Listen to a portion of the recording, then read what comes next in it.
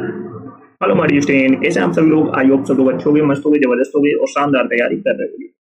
चलो सभी लोग सेशन को जल्द से लाइक शेयर करो सब लोग। जो फर्स्ट टाइम वॉच करें चैनल को सब्सक्राइब कर लेना, जिससे कि आने वाली क्लास का नोटिफिकेशन आपके पास फटाफट पहुंच जाए। सभी को शेयर कर देना सेशन, क्योंकि बहुत जबरदस्त होने वाला है। बहुत धमाकेदार रूल्स कराने वाले हैं आज के सेशन में, जो आपके आने वाले exam CGL, CPO, CHR, MTS, stenographer के लिए बहुत यूजफुल क्लास होने वाली है। तो बिल्कुल भी क्लास को मिस नहीं करना। चलो सभी को शेयर कर दो, शेयर करिए सभी ने। You are ready? चलो स्टार्ट करते हैं आज का धमाकेदार सेशन। रूल नंबर फर्स्ट है,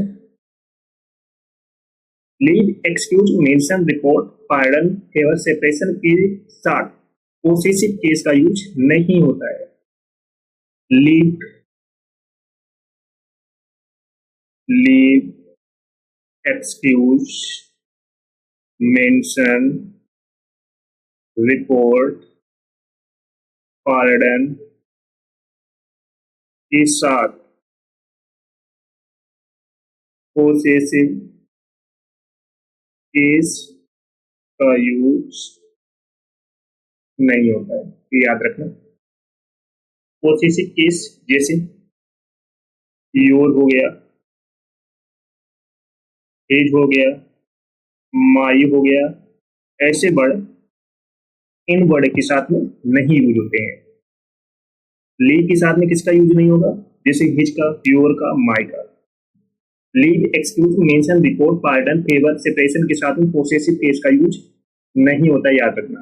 बहुत इंपॉर्टेंट रूल्स है, क्योंकि यहीं से आपके एग्जाम में क्वेश्चन पूछे जाते हैं। समझ में आ रहा है सभी को? एग्जाम्पल देखिए, your separation is very painful to me. और एक एग्जाम्पल देखिए,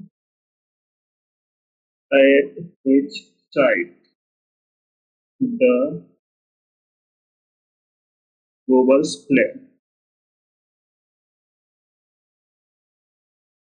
your separation is very painful to me. तो यहाँ पर सेपरेशन के साथ में किसका यूज नहीं होगा? योर का। तो यहाँ पर क्या होगा?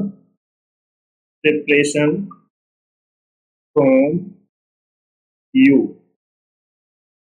Is very painful to me. Separation के साथ में किसका यूज नहीं होगा? योर का। तो separation from you is very painful to me. जैसे एक और example, at his side the rovers flag. तो यहाँ पर साइड के साथ में किसका यूज नहीं होगा? हिज का। तो ये होगा at the side of him. At the side of him rovers flag. The rovers flag. That's okay. बहुत इंपॉर्टेंट रूल्स है, बिल्कुल भी मिस नहीं करना। चलो सभी लोग सेशन को जैसे लाइक शेयर कर दो सभी लोग। जो फर्स्ट टाइम वॉच करें चैनल को सब्सक्राइब कर लेना, जिससे कि आने वाली क्लास का नोटिफिकेशन आपके पास फटाफट पहुंच जाए। नेक्स्ट रूल है, keep stop turn qualify verb move rest hide के साथ रिफ्लेक्सिव प्रोनाउन का यूज नहीं होता है।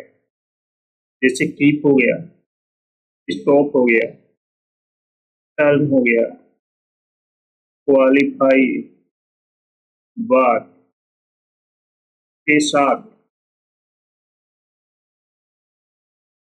रिफ्लेक्सिव प्रोनाउन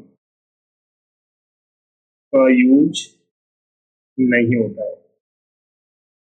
रिफ्लेक्सिव प्रोनाउन जैसे योर सेल्फ हो गया और हिम सेल्फ हो गया या माई सेल्फ हो गया, इन वर्ड का यूज नहीं होगा, क्योंकि ये रिफ्लेक्सिव प्रोनाउन है।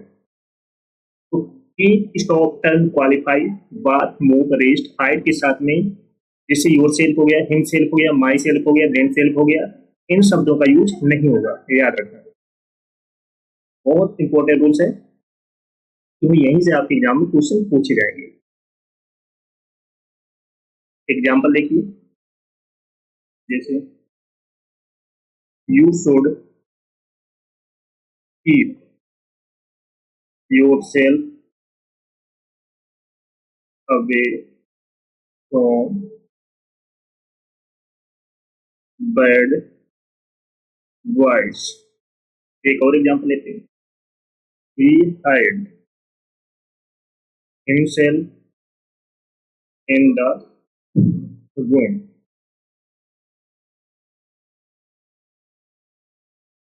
You should keep yourself away from bad boys. तो यहाँ पर हमने क्या पढ़ा था? कीप. कीप के साथ में क्या रिफ्लेक्सिव प्रोनाउन का यूज नहीं होता है, तो यहाँ पर योर सेल्फ का यूज नहीं होगा.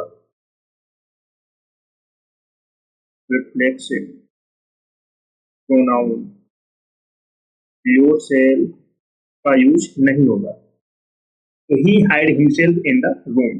तो यहाँ पर हाइड के साथ में किसका यूज नहीं होगा? हिमसेल्फ का. तो he hide in the room. समझ में आ रहा है सभी को? तो यहाँ पर हिमसेल्फ का यूज नहीं होगा.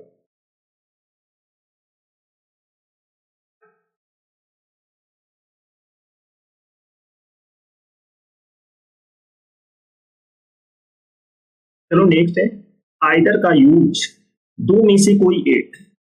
आइदर का यूज दो में से कोई एक के अर्थ में होता है. आइदर का यूज दो में से आइदर का यूज दो में से कोई एक के अर्थ में होता है. जैसे एग्जांपल लीजिए. Either of these three pens is naughty. Either of these three pens is naughty. तो हमने क्या पढ़ा था? आइदर का यूज दो में से कोई एक के अर्थ में होता है. तो यहाँ तो आइदर का यूज होगा नहीं, क्योंकि यहाँ पर तीन की बात हो रही है. तो ये क्या हो जाएगा? गलत हो जाएगा, याद रखना. एक और एग्जांपल लेते हैं. Either of these two pens is red. तो ये बात आपका करेक्ट हो जाएगी, क्योंकि यहाँ पर दो की बात हो रही है. तो दो में से कोई एक. तो यहाँ पर क्या यूज हो रहा है? आइदर के साथ में आइदर का यूज दो में से कोई एक के अर्थ में. तो यहाँ पर either of these two pens of red. दो में से कोई एक रेड है. रेड. ओके, समझ में आ रहा है? अगर दो से अधिक की बात की जा रही है तो वहां पर गलत हो जाएगा. तो ये आइदर का यूज नहीं होगा. अगर दो की बात की जा रही है तो वहां पर आइदर का यूज होगा. रेड. ओके, समझ में आ रहा है सभी को? चलो नेक्स्ट है नाइदर का यूज दो में से कोई भी नहीं के अर्थ में होता है. नाइदर का यूज दो में से कोई भी नहीं के अर्थ में होता है. नाइदर का यूज दो में से कोई भी नहीं के अर्थ में होता है. एग्जाम्पल देखिए. Neither of these two girls is active. तो यहाँ पर दो में से कोई भी नहीं, तो neither of these two girls is active. तो ये क्या बात करेक्ट है. चलो सभी लोग सेशन को जल्द से लाइक शेयर करो सभी लोग. जिसने ना किया हो तो फर्स्ट टाइम बात करें, चैनल को सब्सक्राइब कर लेना, जिससे कि आने वाले क्लास का नोटिफिकेशन आपके पास फटाफट पहुंच जाए. सभी को शेयर कर दो फटाफट.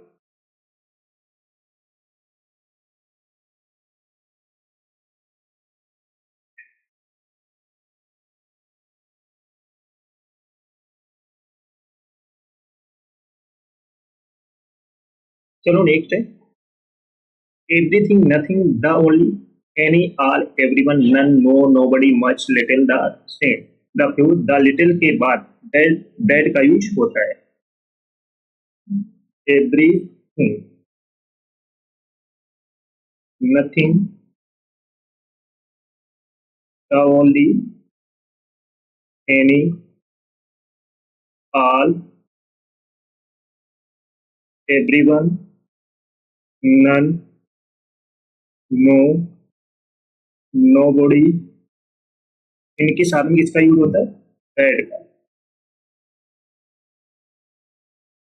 Everything, nothing, the only, any, all, everyone, none, no, nobody, much, little, the same, the few, the little के बाद में किसका यूज होता है? दैट का। याद रखना, बहुत इंपॉर्टेंट रूल है।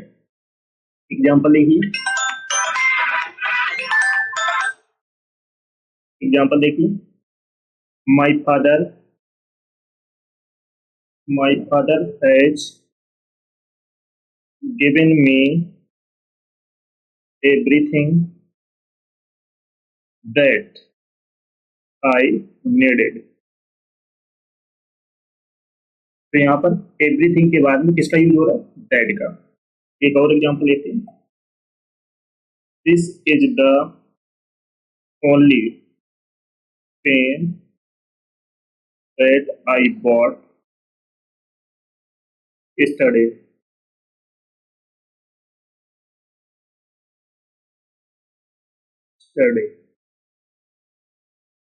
This is the only pen that I bought yesterday। तो यहाँ पर ओनली के साथ में किसका यूज कर रहे हैं? दैट का। तो ये वर्ड आपको याद रखना है। एक और एग्जांपल लेते हैं, my wife, my wife has spent the little money that I gave her। तो यहाँ पर my wife has spent the little money, तो इसके बाद में किसका यूज कर रहे हैं? दैट का। द ओनली के बाद में किसका यूज कर रहे हैं? दैट का। और एवरीथिंग के साथ में हम किसका यूज करेंगे? दैट का। तो ये कुछ वर्ड हैं जिनको आपको याद रखने हैं, जैसे एवरीथिंग हो गया, nothing, the only, any, all, everyone, none, no, nobody, much, little, the same, the few, the little के बाद में हम दैट का यूज करते हैं। बहुत इंपॉर्टेंट रूल है, क्योंकि यहीं से आपके एग्जाम में क्वेश्चन पूछा जाता है। Got it?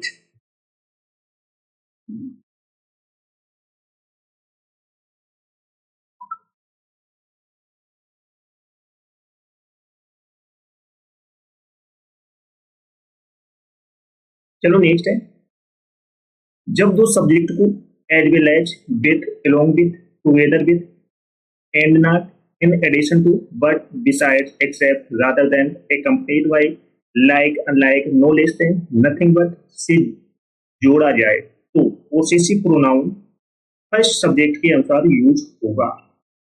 जैसे as well as, with, along with, and not, but से जोड़ा जाए तो पोसेसिव प्रोनाउन फर्स्ट सब्जेक्ट के अनुसार यूज होगा। एग्जाम्पल देखिए, Sita as well as her friends had done her work। एक और एग्जांपल लेते हैं, my friend Rita along with her sister is doing her job at daylight। तो सीता एज वेल एज के साथ में एज वेल एज से जोड़ा जाए तो पोसेसिव प्रोनाउन सब फर्स्ट सब्जेक्ट के अनुसार यूज होगा। अगर यहीं पर सीता है तो इस हर होगा। अगर यहीं पे लड़के का नाम होता है जैसे राम, तो यहाँ पर क्या यूज होता है? एच। तो ये वर्ड आपको कुछ याद रखने पड़ेंगे, जैसे as well with, along with, together with, and से जोड़ा जाए तो पोसेसिव प्रोनाउन फर्स्ट सब्जेक्ट के अनुसार यूज होगा। तो यहाँ पर अगर सीता है तो हर होगा, अगर यहीं पर राम होता तो इज होता, याद रखना।